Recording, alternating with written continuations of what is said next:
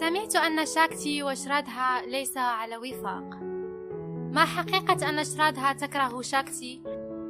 لأنه أخذ مكان صديقها في مسلسل حياة قلبي. ما نوع العلاقة بين شرادها وشاكتي؟ والعديد من الأسئلة منكم. في هذا الفيديو سوف نجيب على أسئلتكم.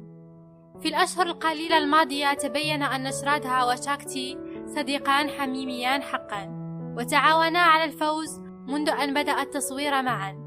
على الرغم من حقيقة أن شاكتي انضم للعرض في منتصف المسلسل، فقد تمكن من التواصل بشكل جيد مع الممثلين، وخاصة شرادها. كانت الكيمياء الذي يظهرها الثنائيان على الشاشة أحد الأسباب الرئيسية لنجاح الهائل للعرض.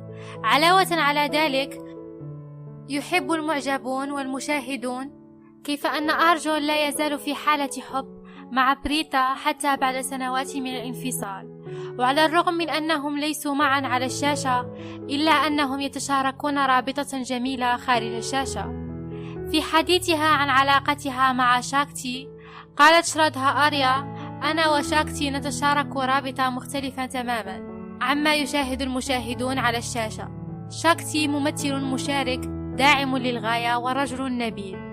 بين لقطاتنا عندما نتدرب على مشاهدنا أحيانا ينتهي بنا المطاف بالدردشة حول شيء مختلف تماما، ثم ينفذ الوقت بسرعة.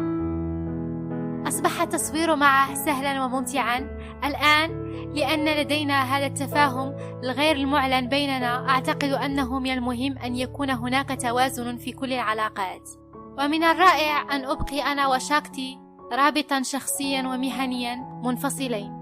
بالرغم من كل هذا، ظهرت شرادها في حفلة توزيع الجوائز وهي تبكي بسبب عدم وجود زميلها في مسلسل السابق الممثل ديراج دوبهار.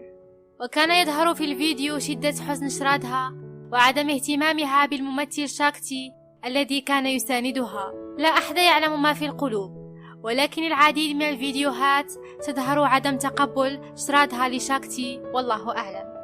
في رأيكم ما علاقة شاكتي وشرادها؟ هل علاقة حب أم كره؟